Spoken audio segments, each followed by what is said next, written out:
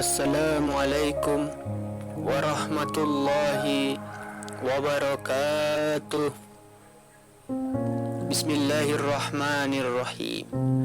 Bersyukur kita kepada Allah Subhanahu wa ta'ala, dan bersalawat kita kepada makhluk yang sangat mulia yang diciptakan oleh Allah Subhanahu wa ta'ala, yang dimana oleh karena kemuliaan beliau, andaikan lautan dijadikan sebagai tinta, pohon-pohon dijadikan sebagai pena, digunakan untuk melukiskan kemuliaan beliau, maka tidak akan pernah cukup untuk melukiskan kemuliaan beliau, karena begitu mulianya beliau di sisi Allah Subhanahu wa ta'ala.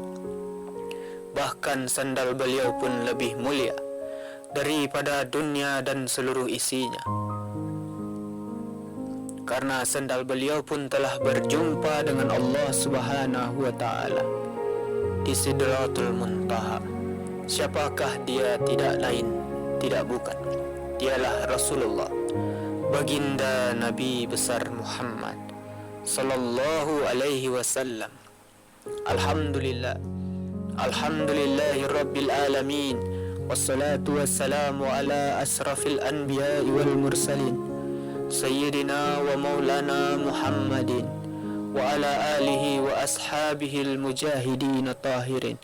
Amma ba'd.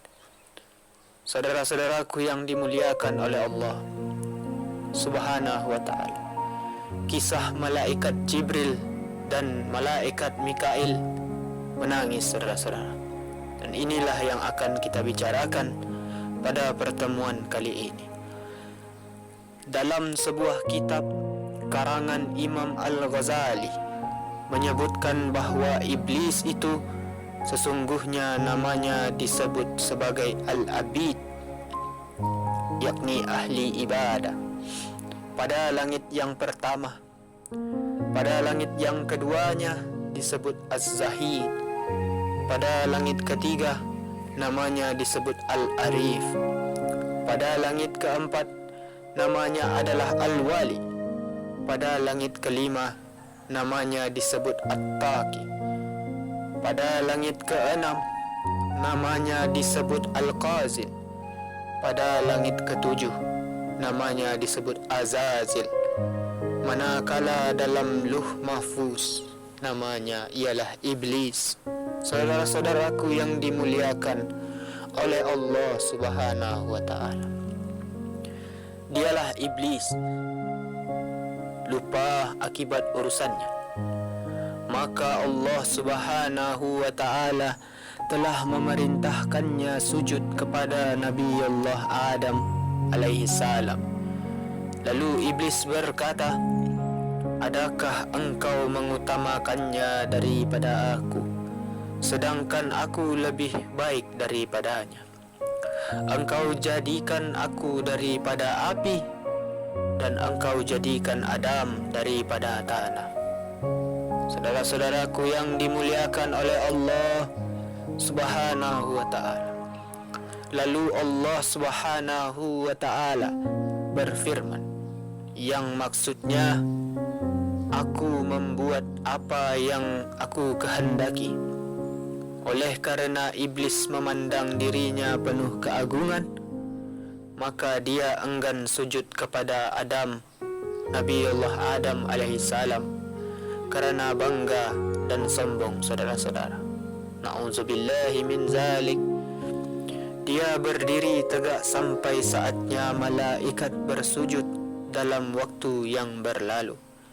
Ketika para malaikat mengangkat kepala mereka, mereka mendapati iblis tidak sujud, sedang mereka telah selesai sujud, saudara-saudara. Maka para malaikat bersujud lagi bagi kali kedua karena bersyukur, tetapi iblis tetap angkuh dan enggan sujud, saudara-saudara. Dia berdiri tegak dan memaling daripada malaikat yang sedang bersujud. Dia tidak ingin mengikuti mereka, dan tidak pula dia merasa menyesal atas keengganannya. A'udzubillahi min zalik. Kemudian, saudara-saudara, Allah Subhanahu wa ta'ala merubahkan mukanya pada asalnya yang sangat indah, cemerlang kepada bentuk seperti babi hutan. Na'udzubillahi min zalik. Allah Subhanahu wa ta'ala membentukkan kepalanya seperti kepala unta, dadanya seperti daging yang menonjol di atas punggung, wajah yang ada di antara dada dan kepala itu seperti wajah kera. Kedua matanya terbelah pada sepanjang permukaan wajahnya.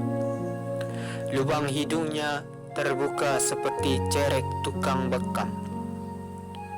Kedua bibirnya seperti bibir lembu. Taringnya keluar seperti taring babi hutan. Dan janggut terdapat sebanyak 7 helai. Na'udzubillahi min zalik. Setelah itu Allah Subhanahu wa ta'ala mengusirnya dari syurga, bahkanlah dari langit, saudara-saudara, dari bumi dan ke beberapa jazirah. Dia tidak akan masuk ke bumi melainkan dengan cara sembunyi.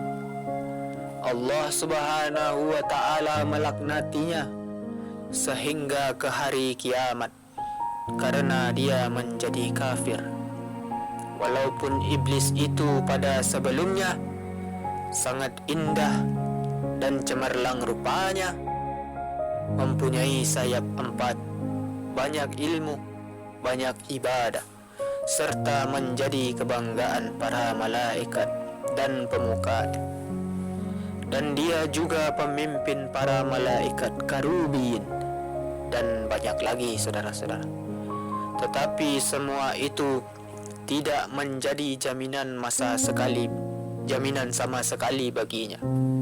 Saudara-saudaraku yang dimuliakan oleh Allah Subhanahu wa ta'ala, ketika Allah Subhanahu wa ta'ala membalas tipu daya iblis, maka menangislah Jibril alaihissalam dan Mikail alaihissalam. Lalu Allah Subhanahu wa ta'ala berfirman, apakah yang membuat kamu menangis? Lalu mereka menjawab, ya Allah, kami tidaklah aman dari tipu dayamu. Saudara-saudaraku yang dimuliakan oleh Allah Subhanahu wa ta'ala, firman dari Allah Subhanahu wa ta'ala, begitulah aku, jadilah engkau berdua tidak aman dari tipu dayaku. Setelah diusir, saudara-saudara, maka iblis pun berkata, ya Tuhanku, engkau telah mengusir aku dari syurga disebabkan Adam, dan aku tidak menguasainya melainkan dengan penguasaan. Lalu Allah Subhanahu wa ta'ala berfirman, engkau dikuasakan atas dia, yakni atas anak cucunya. Sebab para nabi adalah maksum. Berkata lagi iblis, tambahkanlah lagi untukku.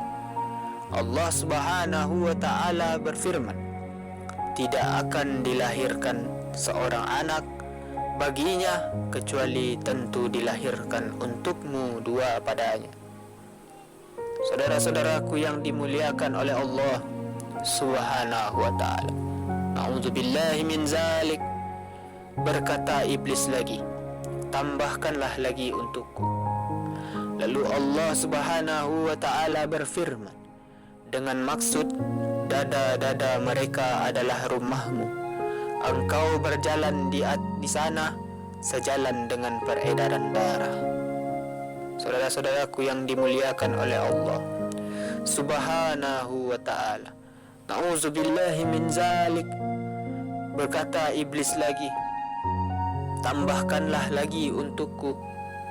Maka Allah Subhanahu wa ta'ala berfirman lagi, dan kerahkanlah terhadap mereka pasukan berkuda dan pasukan yang berjalan kaki.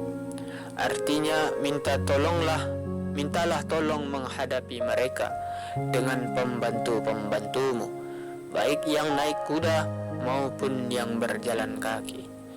Dan berserikatlah dengan mereka pada harta, yaitu mendorong mereka mengusahakan dan mengarahkannya ke dalam haram. Auzubillahi min zalik. Saudara-saudaraku yang dimuliakan oleh Allah Subhanahu wa ta'ala. Dan pada anak-anak, yaitu dengan menganjurkan mereka dalam membuat perantara mendapat anak dengan cara yang dilarang, seperti melakukan senggama dalam masa haid, berbuat perkara-perkara syirik mengenai anak-anak itu dengan memberi nama mereka Abdul Uzza, menyesatkan mereka dengan cara mendorong ke arah agama yang batil, mata pencarian yang tercela, dan perbuatan-perbuatan yang jahat, dan berjanjilah mereka.